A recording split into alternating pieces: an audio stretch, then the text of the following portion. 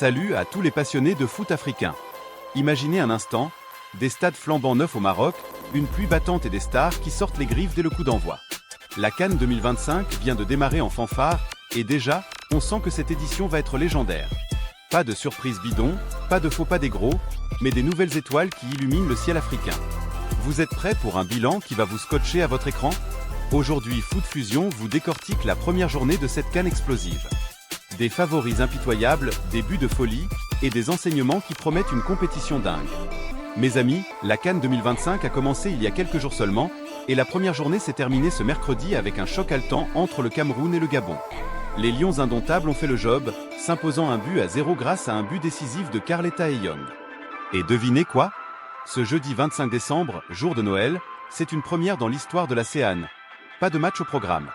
Une pause bienvenue pour digérer les fêtes, mais aussi pour analyser ce qui s'est passé. Et franchement, les leçons sont claires.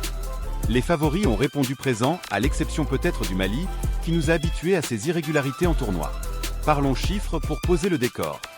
Sur les 12 matchs de cette première journée, on a vu 28 buts marqués, soit une moyenne de plus de 2 buts par match, pas mal pour un début où les équipes se jaugent souvent.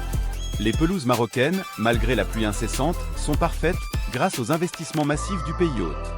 Pas de bourbier comme dans certaines éditions passées, non, ici, le jeu est fluide, technique, et ça favorise les talents purs. Résultat, aucune grosse nation n'a trébuché, et les petites équipes ont dû se contenter de défenses héroïques. Mais attention, cette CAN semble plus compétitive que jamais, avec des écarts qui se resserrent grâce à ces conditions optimales. Rappelons le contexte historique pour bien apprécier. La CAN, ou Coupe d'Afrique des Nations, est le Graal du foot continental depuis 1957. L'édition 2025, organisée au Maroc pour la première fois depuis 1988, réunit 24 équipes divisées en 6 groupes. Les 2 premiers de chaque groupe se qualifient directement pour les 8e, plus les 4 meilleurs 3e. Et avec des stars comme Salah, Mané ou Mahrez, on s'attend à des feux d'artifice.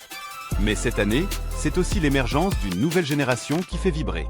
Allons dans le détail, groupe par groupe, match par match, pour voir comment les favoris ont imposé leur loi. Commençons par le groupe du Maroc, pays hôte et grand favori. Les Lions de l'Atlas affrontaient les Comores, une équipe modeste mais combative. Les Comoriens ont opté pour un bunker défensif, espérant limiter la casse et grappiller des points pour une qualification comme meilleur 3e. Mais le Maroc, emmené par son coach Wally Regragui, l'homme qui a mené l'équipe en demi-finale de la Coupe du Monde 2022, n'a pas tremblé. Score final, une victoire étriquée mais méritée. Brahim Diaz, la star du Real Madrid, a été l'homme du match avec un but et un pénalty provoqué. On en reparlera plus tard de ce phénomène. Passons au Sénégal, tenant du titre depuis 2022. Les Lions de la Teranga recevaient le Botswana, une équipe clairement inférieure sur le papier. Résultat, un 3-0 net et sans bavure. Pas besoin de forcer, mais quel spectacle! Sadio Mané, toujours là malgré ses 33 ans, a orchestré le jeu, tandis que Nicolas Jackson, l'attaquant de Chelsea, s'est offert un doublé. Le Sénégal montre qu'il a renouvelé son attaque sans perdre en efficacité. Aliou Cissé, le sélectionneur, doit être ravi. Son équipe est déjà en pole position dans son groupe.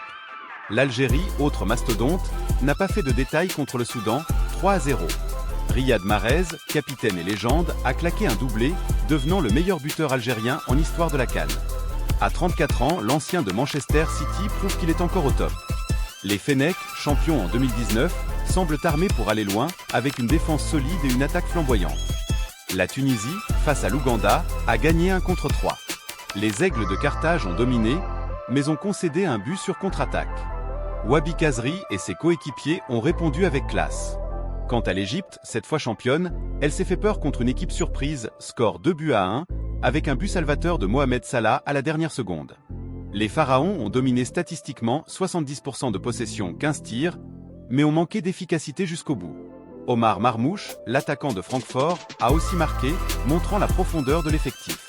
Les autres favoris? La Côte d'Ivoire, hôte de l'édition 2023 qu'elle a remportée, a battu son adversaire sans trembler.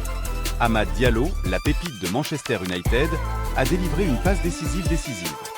Le Nigeria, avec Ademola Lookman, ballon d'or africain 2024, a arraché la victoire grâce à une frappe laser de ce dernier. La RDC, le Cameroun comme mentionné, tous ont fait le job. Seul le Mali a déçu avec un match nul ou une défaite mineure qui rappelle leurs inconstances passées, comme en 2022 où ils avaient été éliminés au point. C'est l'un des grands enseignements de cette première journée. Les stars répondent présentes et une nouvelle génération émerge. Prenons Brahim Diaz. Ce gamin de 26 ans, né en Espagne mais choisissant le Maroc, joue au Real Madrid où il peine à s'imposer derrière Bellingham et Vinicius. Critiqué pour ses dernières sorties avec les Lions, il a répondu en fanfare. Un but somptueux d'une frappe enroulée et un pénalty obtenu par sa vitesse fulgurante. Diaz, avec sa technique soyeuse et sa vision du jeu, pourrait être le meilleur joueur de cette CAN à domicile. Imaginez, un Maroc champion avec lui en héros national. Du côté égyptien, Mohamed Salah reste le roi. À 33 ans, le pharaon de Liverpool a sauvé les siens d'un but en toute fin de match, son 50e en sélection, rien que ça. Omar Marmouche, 26 ans, complète parfaitement. Son but d'ouverture contre l'adversaire montre pourquoi Francfort le considère comme un joyau. Ces deux-là forment un duo infernal, capable de renverser n'importe quelle défense. Au Sénégal, exit les anciens comme Kalidou Koulibaly en leader défensif, place à l'attaque renouvelée. Iliman Ndiaye, l'ailier d'Everton, a été percutant avec ses dribbles fous. Mais la révélation, c'est Nicolas Jackson, doublé contre le Botswana, et une présence physique qui rappelle Drogba. À 24 ans, ce joueur de Chelsea pourrait exploser sur la scène internationale. Le Nigeria mise sur Ademola Lookman, 27 ans, récent ballon d'or africain après ses exploits avec l'Atalanta. Sa frappe sèche pour la victoire? Du pur génie. Et en Côte d'Ivoire, Amad Diallo, 22 ans seulement, a sauvé les éléphants avec une action décisive. Formé à Manchester United, ce dribbleur né est la preuve que l'Afrique produit des talents pour les plus grands clubs européens. N'oublions pas les anciens qui résistent, Sadio Mané au Sénégal, toujours décisif avec une passe clé, Riyad Mahrez en Algérie, doublé et homme du match, il a maintenant 15 buts en CAN, record pour son pays.